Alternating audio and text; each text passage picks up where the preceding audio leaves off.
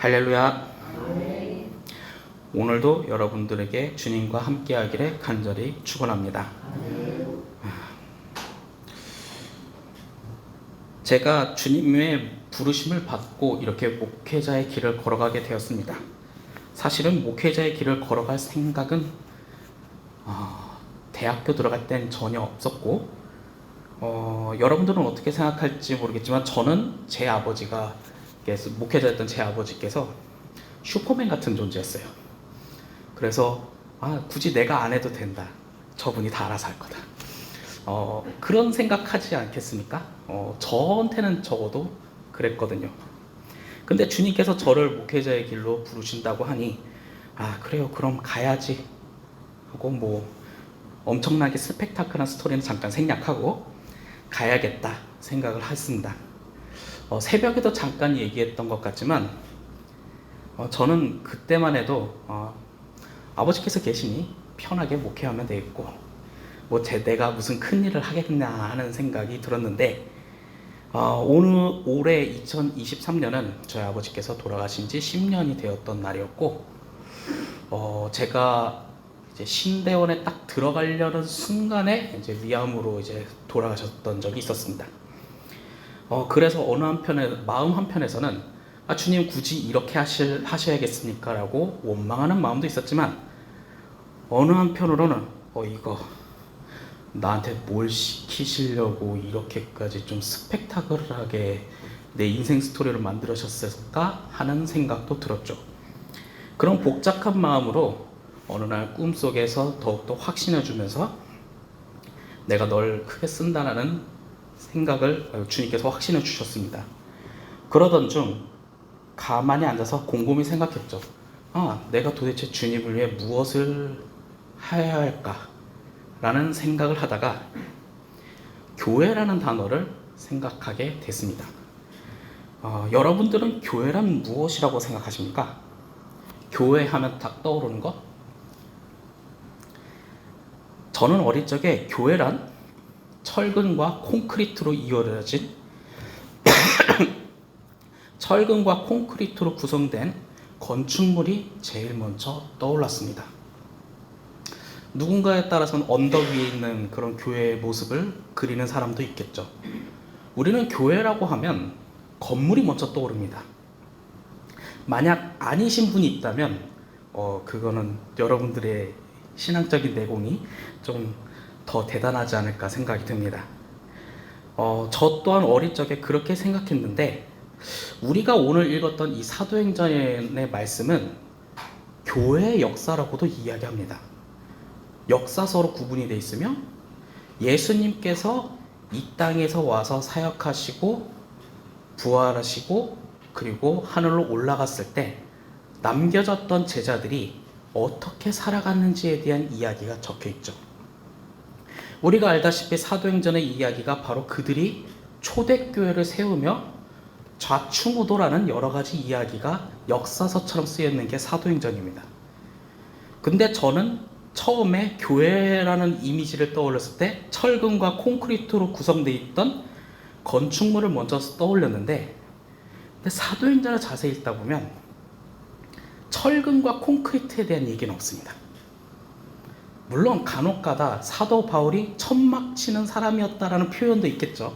그 천막을 건축물로 여러분들이 생각하신다면 제가 또 할 말은 없지만, 사도행전의 이야기는 건물을 어떻게 세웠다가 아니라 사람들의 이야기가 있습니다. 누가 어떻게 살아왔고 어떻게 행동하며 하나님께 찬송과 영광을 돌렸다라는 이야기죠. 저도 또한 주님께서 저를 어떻게 쓰실지, 어디까지 제가 가야 될지 모르지만, 저는 교회라는 것에 대한 정의를 좀 나름 많이 생각을 해왔습니다. 교회란 무엇일까? 저는요, 결론부터 이야기하자면요, 교회란 건축물은 아니라고 생각합니다. 물론 사람들이 임시로 모여있는 장소 정도는 필요하겠죠. 하지만 핵심은 건축물이 아니라 사람이라고 생각합니다. 왜냐? 사도행전의 이야기는 교회라고 불리어지는 사람들의 이야기가 적혀 있기 때문이죠.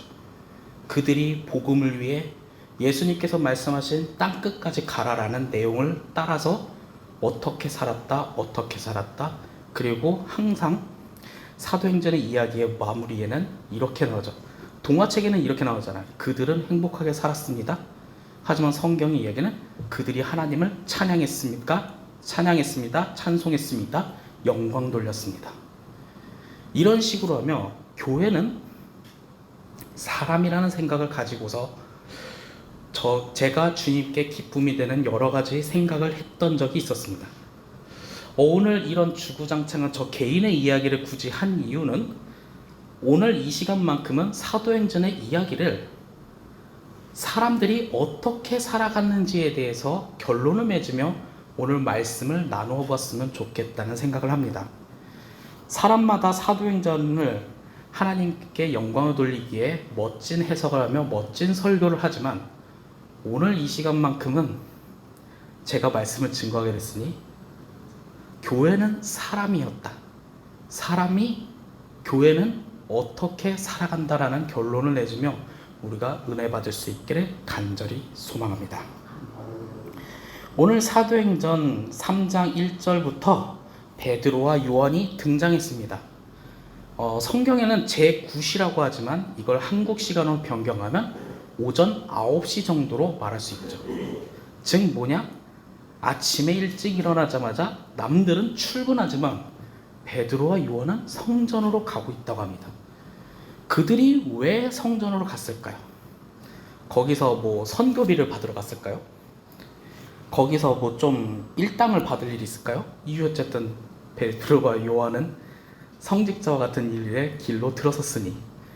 하지만 베드로와 요한은 성경에서 분명히 말합니다. 기도하러 가고 있는 중이었죠. 여기서는 단순하게 그들은 기도하러 가고 있었다라고 말하지만 우리는 여기서도 한 번쯤은 생각해 볼 필요가 있죠. 베드로와 요한은 교회로서의 삶을 살아가고 있는 사람들이었습니다.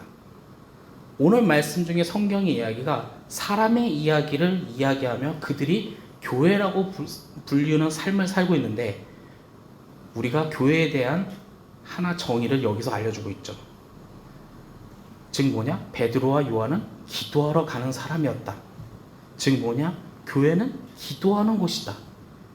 교회는 기도하며 살아가는 것은 정의를 우리에게 알려주고 있죠. 그렇다면 당연히 가장 기본적인 질문을 해볼 필요가 있죠. 기도란 무엇일까요? 가장 단순한 질문을 여기서 기도하러 가고 있으니 그 기도가 뭔지를 우리가 알고 있어야 오늘 이 말씀에 있는 내용이 여러분들의 양식이 될 줄 믿습니다. 기도란 뭘까요? 제가 어린 적에는 대표 기도하는 여러 사람들의 모습을 본 적이 있습니다. 저는 배운 적은 없지만 여러분들은 아마 학교를 다닐 시절에 웅변을 배웠을 거라고 생각합니다. 옛날 7, 80년대 드라마에 보면 이 연사 뭐 강하게 주장하여 외칩니다 하면서 마무리를 짓는 그런 웅변, 그걸 웅변이라고 하는 걸로 제가 알고 있는데 그렇게 하는 것을 저는 처음에 연상했습니다. 그러다 보니 웅변은 기술과 기교가 좀 필요할 때가 있고 말하는 기술이 필요하다 보니 기도란 건 굉장히 어렵게 느껴질지도 모릅니다. 하지만 네이버에 검색해 봤습니다. 기도란 뭐냐? 기도란 초월적인 존재와의 대화라고 표현을 하고 있습니다. 물론 우리 믿는 그리스도인들은 여기서 말하는 이 초월적인 존재는 우리 주 하나님으로 여러분들은 확신할 줄 믿습니다. 즉 뭐냐? 기도란 만약 기도의 대상을 사람으로 봤다면요 웅변이 될 수 있죠. 그렇게 하면 사람의 마음을 얻을 수 있을 것 같습니다만 기도의 대상을 하나님과 대화하고 소통하는 것으로 본다면 우리는 하나님의 마음을 알아갈 수 있는 거죠. 이처럼 오늘 3장에 있는 사건이 진행되면서 하나님과 소통하고 기도하고 있는 이 사람들의 이야기로 하면서 우리에게 메시지를 던지고 있습니다. 여러분들은 어떤 사람입니까? 저는 교회의 정의를 사람으로 보고 말하고 있습니다. 즉 여러분들도 교회라는 거죠. 교회가 세상 가운데 살아갈 때 우리는 어떻게 살아가는가? 물론 여러분들은 제가 보기에 저보다 기도를 더 잘하시는 분님이라 확신합니다. 하지만 가끔 기본적인 정의를 다시 한번 생각한다면 오늘 이 시간 더욱더 주님께서 힘주시지 않을까요? 그래서 제가 계속 질문을 던집니다. 여러분들은 어떤 사람입니까? 하나님과 대화하고 소통하면서 그분의 마음을 알려고 하는 것, 그리고 그분의 마음을 더욱더 충족시키기 위해 하나님의 뜻대로 살아가는 사람들. 왜냐? 하나님을 사랑하니까. 하나님도 나를 사랑하니 나도 하나님을 사랑하기 위해 하나님의 마음을 더 알고 싶으니 그것을 기도, 하나님과 대화와 소통을 하는 거 아니겠습니까? 이렇게 하나님과 대화와 소통을 하는 교회라 불리우던 사람이 오늘 성전으로 가고 있는데, 사도행전 3장 2절에 보니 나면서 못 걷게 된 사람 한 분을 만나게 되었습니다. 아마 태어날 때부터 걷지 못했다는 것을 보면 21세기 용어로 하면 장애인이라고 볼 수도 있겠죠. 이 사람은 생계를 위해 구걸하는 사람이었습니다. 나면서부터 걷지 못했고 그러다 보니까 변변치 않은 일을 할 수 없으니 그 사람이 생계를 유지하는 것은 구걸하는 것이었죠. 이렇게 사람들이 자주 왕래하는 곳에 앉아서 구걸하던 이 사람이 교회라 불리우던 베드로와 요한을 만났습니다. 그리고 그들은 서로 눈이 마주쳤고 서로 대화하기 시작했죠.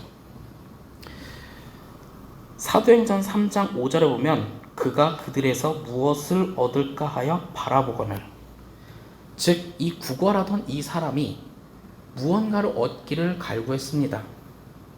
그는 무엇을 얻고 싶어 했을까요? 어쩌면 생계를 위한 작은 돈이나 재물이나 아니면 먹을거리 정도를 요구할지도 모릅니다. 우리는 가끔 무언가를 얻고 싶어 하면서 갈구할 때가 있습니다. 어린아이는 장난감을 갖고 싶어 하죠. 그런데 어른도 갖고 싶은 게 없을까요? 여러분들 혹시 갑자기 대답은 안 하셔도 됩니다. 대답하면 왠지 여러분들 무엇을 얻고 싶으세요? 하면 여러분들이 갑자기 아파트요, 돈이요, 뭐 이런 게 나올 것 같아서 대답을 하지 마시길 바랍니다. 하지만 우리도 얻고 싶은 게 있지 않습니까? 저도 뭐 얻고 싶은 거 있죠. 언제까지 집에서 혼자 살아야겠습니까? 그런 것처럼 저 또한 얻고 싶은 게 있습니다. 그렇게 해서 인간은 그런 행복을 쫓아가면서 살아가고 있는데, 베드로는 그런 구걸하던 사람에게 너에게 줄 은과 금이 없다라고 우선 선을 긋고 있습니다. 구걸하는 사람은 그것을 얻고 싶어 했는데 그거를 줄 수 없다고 하니 이 사람의 마음속은 어땠을까요? 솔직히 그 평일날에 가끔 교회 사무실에 앉아 있으면 누군가가 찾아와서 문을 두드립니다. 무언가를 달라고 합니다. 돈을 달라고 하는 거죠. 참 여러 가지 생각이 듭니다. 그런 분들에게 돈을 줄 수는 있어요. 뭐 1,000원짜리를 2,000원짜리를 줄 수는 있는데 그 결과가 알코올을 뭐 맛있게 드시는 경우로 가니 이것이 옳은 것인가에 대한 많은 생각이 들기도 합니다만, 베드로도 분명히 이 사람이 얻고 싶은 것이 뭔지는 알 겁니다. 아니까 은과 금은 줄 수가 없다라고 이미 선을 그어놓고 있죠. 하지만 교회로서 살아가는 이 베드로는 다른 것을 주었습니다. 그것이 가장 오늘 말씀의 핵심이죠. 나사렛 예수 그리스도의 이름을 나눠줬다는 겁니다. 나사렛 예수 그리스도의 이름을 내가 너한테 줄 테니 일어나 걷자라고 손을 붙들면서 그때 기적적인 일이 일어났죠. 누가복음 3장 11절에 세례 요한이 등장합니다. 제가 잠깐 읽어드릴 텐데, 대답하여 이르되 옷 2벌 있는 자는 옷 없는 자에게 나눠줄 것이요 먹을 것이 있는 자도 그렇게 할 것이니라 하고, 세례 요한에 대해서 간단하게 이야기하자면 이 땅에 예수님이 오십니다. 그 오시는 예수 그리스도에 대해서 미리 사전 작업을 하던 사람이죠. 평평하게 작업을 하고 이제 예수님께서 딱 오면 활동하기 편하게 미리 세팅을 한다고 할까요? 그런 그가 했던 주장은 자기가 갖고 있는 것을 나눠주라고 합니다. 왜냐? 예수님과 말씀을 듣고 그리고 예수 그리스도를 영접하는 사람이 어떤 사람이 되어야 하냐는 것을 미리 사전 작업을 하는 거죠. 지금 그때 당시 시대는 남의 것을 빼앗고 로마가 유대를 식민 통치를 하고 세금 뺏어가고 뭐 하고 있는 뺏어가는 이 시대 속에서 이 세상에 희망이 되기 위해 나눠주는 사람이 되라고 이야기를 했던 겁니다. 그런 것처럼 그리스도인은 교회로 살아가는 사람들은 나눔이 필요하다는 거죠. 물론 이렇게 얘기하면 제가 아까 얘기했듯이 평일날에 문을 두드리던 그 사람이 나눠주라고 했으니까 당장 내놔 이렇게 하는데 그건 또 다른 폭력이 되고 강탈이 될 수 있으니 그런 거는 좀 예외이지만 우리가 무엇을 나눠주냐는 겁니다. 물론 다음에 오면 은과 금은 내게 줄 것이 없습니다 이렇게 말을 해볼까 생각하는데 하면 싸움만 날 것 같으니 뭐 하는데, 여기서 분명히 은과 금이 아니라 예수 그리스도의 이름을 나눠줬다는 겁니다. 우리는 이것을 반드시 좀 기억해 볼 필요가 있습니다. 나눔이 어떤 것이냐? 왜 나누냐? 예수님도 그렇게 사셨으니까요. 자기의 시간을 나눠서 그들에게 사랑을 나눠주고, 그것이 그 사랑이 바로 교회의 가장 중요한 정신이 되니까요. 그때 당시에는 나눠주는 사람 없습니다. 뭐 사회복지학이 발달됐겠습니까? 남의 거 뺏는 게 아주 당연하고 뺏은 놈이 나쁜 게 아니라 뺏긴 놈이 바보라고 할 정도의 시대니까요. 이렇게 말하고 보니까 지금도 똑같은 것 같기는 한데, 그런데 남의 것을 나눠주라고 하니 세상은 바보라고 하지만 그것이 바로 예수님의 사랑의 정신이라는 거죠. 오늘 말씀의 베드로는 자신이 갖고 있는 예수 그리스도의 이름을 나눠줬습니다. 그러면서 나왔던 이 기적인데, 평생 못 걷게 만든 이 사람을 걷게 하는 기적은 뭐 때문에 일어났을까요? 돈 준다니까 일어났을까요? 뭐 갑자기 원래는 안 아픈데 보통 사기를 치시는 분들은 안 아픈데 아픈 척하면서 동정심을 해서 돈을 구걸하는 사람도 있는데 갑자기 돈을 준다니까 어이쿠야 뭐 일어났을까? 이 사람을 움직이게 만드는 기적이 은과 금이 아니라 예수의 이름이었습니다. 그렇다면 예수의 이름은 무엇을 말할까요? 보통 여러분들이 생각하기에, 예를 들어서 저를 예시로 들 수밖에 없죠. 이런데 괜히 잘못 여러분들의 이름을 예시로 들면 조금 곤란할 수도 있으니, 이신욱이라는 이름이 있다고 칩시다. 가정해 봅시다. 그럼 뭐가 떠오릅니까? 이신욱. 아마 여러분들은 이 사람이 어떻게 살아가고 있는지에 대한 그 삶이 떠오를 겁니다. 그리고 그 사람이 평소에 뭘 자주 생각하는지도 생각해 줬으면 좋겠습니다. 생각 안 해주실 것 같아서 갑자기 제가 말이 좀 막혔는데, 보통 사람의 이름을 하면 그 사람이 어떻게 살아왔고 어떤 삶을 살아가는지를 우린 먼저 생각합니다. 만약 그것이 세상에 도덕적으로 잘못됐다 하면 그 사람을 배척할 수도 있겠지만, 세상에 도덕적으로든 하나님의 말씀으로든 주변에 긍정을 끼치고 있다면 그 이름이 굉장히 소중할 겁니다. 그리고 그 사람도 소중할 거고요. 그만큼 예수님의 이름은 예수님의 사상과 그리고 사랑이 담겨 있습니다. 사상이라고 해서 그런 정치적인 용어가 아니라 내 이웃을 내 몸과 같이 사랑하라는 그때 당시에 모든 사람들이 등한시했던 그 사랑의 정신을 예수님의 이름에 담겨져 있기 때문이죠. 즉 뭐냐? 이웃에 대한 불쌍한 마음, 사랑의 마음, 배려와 존중을 해야 한다는 것. 누군가는 이웃을 이용해 먹으면서 자기가 권력을 유지하고, 이웃을 이용해 먹으면서 돈을 벌려는 사람들이 있죠. 참 이런 말을 여러분들께 해야 할지 모르겠는데요. 우리는 가끔 교회가 사람이 많아지기를 원합니다. 근데 솔직히 신학을 공부했던 전도사 시절이나 지금은 이제 안수받는 친구 목사들과 얘기할 때, 사람이 많으면요 돈을 노리고 오는 사람들이 많습니다. 예를 들어서 봅시다. 누군가가 짜장면을 파는 사람이 있다고 칩시다. 짜장면을 많이 팔아야지 돈을 벌 수 있잖아요. 그러니까 우리 짜장면을 먹어주세요. 갑자기 사천을 가니까 그 짜장면이 바로 떠오르는데, 우리 짜장면을 먹어주세요. 누구한테? 사람한테 얘기하지 않습니까? 그래서 교회 안으로 가는 사람들이 없다고 할 수 있을까요? 사람이 많으면요, 돈을 노리고 오는 사람도 있습니다. 그게 누구인지 우리는 참 분별하기 어렵기 때문에 참 안타까운 면은 있지만, 그만큼 예수의 이름으로 나눠줄 때 재물도 줄 수도 있지만 굳이 그것을 나눠주는 이유는 딱 하나죠. 예수님의 사랑의 정신이죠. 사람이 많다고 해서 교회가 다가 아닙니다. 교회 안엔 작은 인원이든 그 많은 인원이든 예수의 이름을 서로 나눠주면서 사랑을 나눠주는 그것이 살아있느냐가 바로 우리에게 중요한 거죠. 그 토요일 날에 중고등부 예배 시간을 갖고 있습니다. 인원수는 그렇게 많지는 않죠. 하지만 그 시간을 항상 지키려고 합니다. 애들한테 말합니다. 놀 때는 놀되 그 시간은 반드시 지켜라. 그 시간을 지켜야지 너희가 놀 때 즐거울 수 있을 거다라는 얘기를 제가 하는데, 언제 한번 어떤 학생인지 제가 기억이 나지 않지만 우리는 참 인원이 별로 없군요라고 합니다. 그때 제가 얘기합니다. 교회가 인원이 많고 적음이 중요하냐?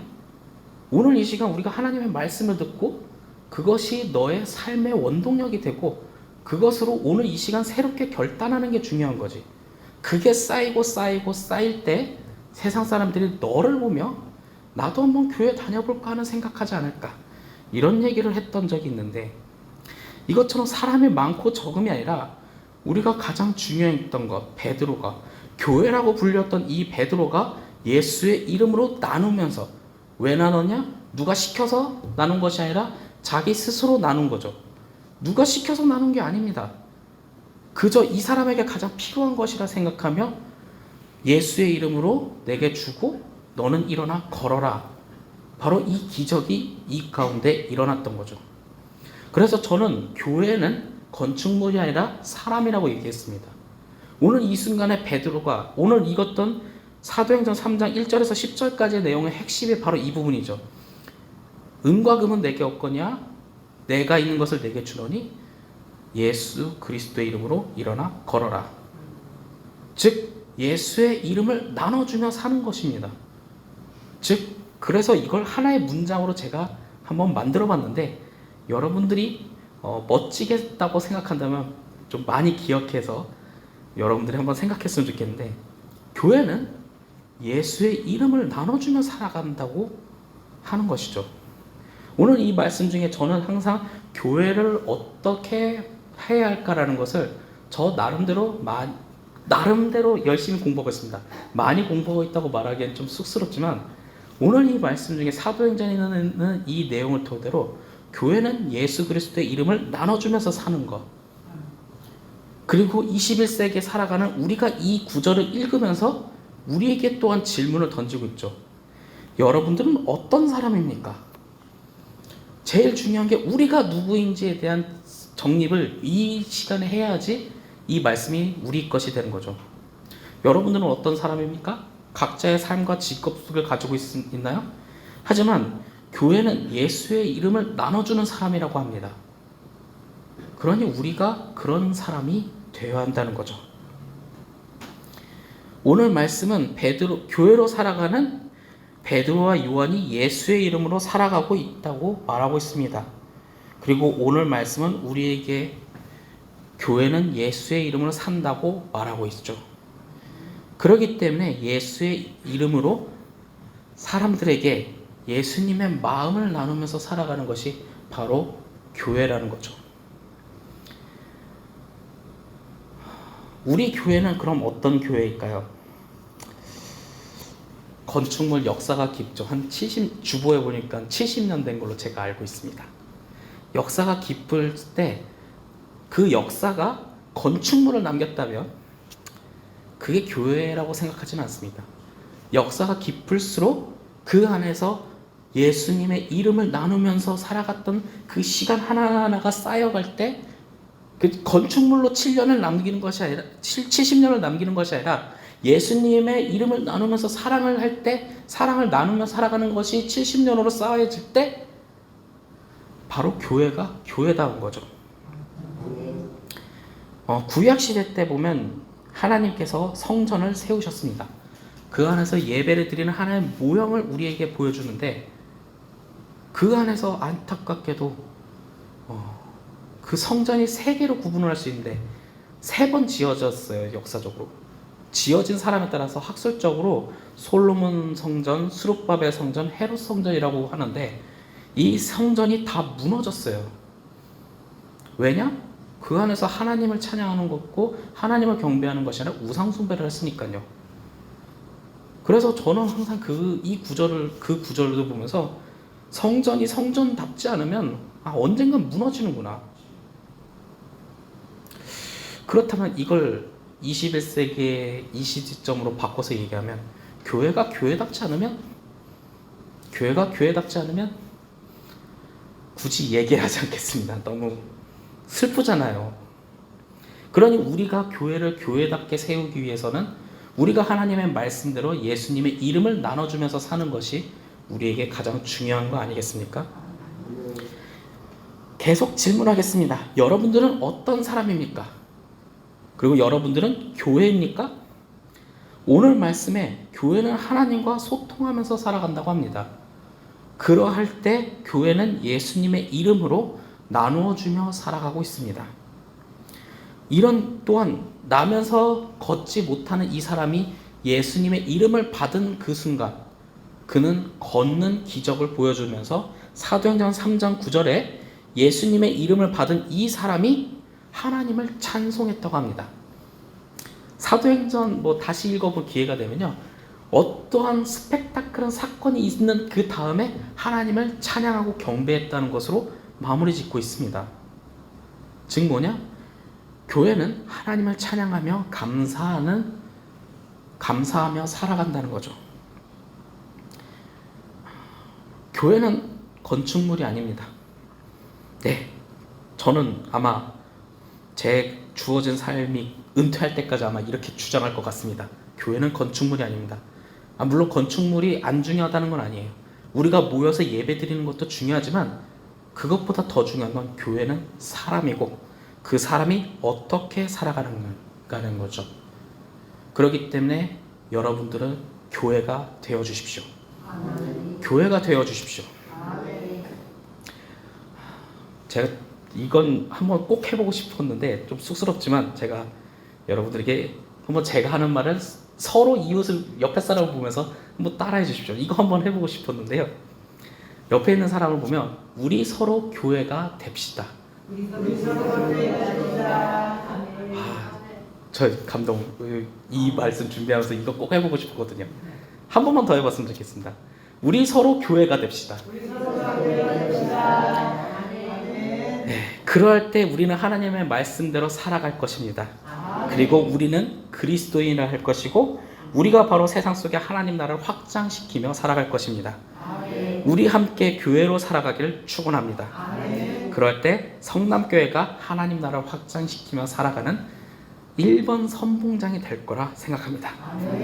오늘의 말씀으로 함께 교회로 살아가기를 축원합니다. 기도하겠습니다. 사랑의 하나님, 참으로 감사합니다. 교회로서 살아가는 사람들이 있었습니다. 세상에 알아주지 않았지만 그 사람들이 주님의 말씀으로 예수의 이름을 나눠주면서 살아가고 있습니다. 그리고 21세기를 살아가는 우리에게도 이 말씀은 강한 메시지를 줍니다. 주님, 우리가 교회입니다. 우리가 서로 교회가 되며 세상 가운데 하나님의 말씀, 예수님의 이름을 나누어주며 살아가는 교회가 될 수 있도록 주님 도와주시옵소서. 그럴 때 우리가 하나님 나라를 확장시키며 살아갈 것입니다. 그렇게 살아갈 수 있도록 주님 도와주세요. 또한 주님 앞에 작은 예물을 드렸습니다.